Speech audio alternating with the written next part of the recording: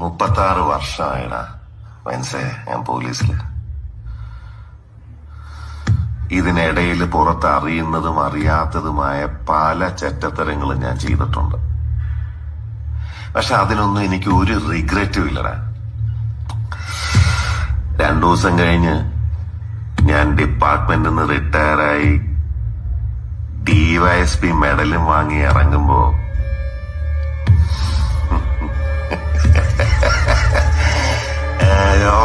പഴയ George sir തന്നെയാണ്.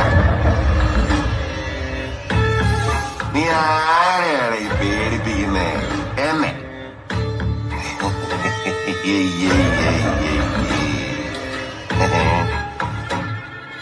നിന്നെ കാണാൻ ജോർജ് സാർ ഇവിടെ വന്നിട്ടുണ്ട്. നിന്റെ മുമ്പില് ജോർജ് സാർ ഇങ്ങനെ നിൽക്കുന്നുണ്ടേലേ നീ ജോർജ് സാറിനെ ഇനി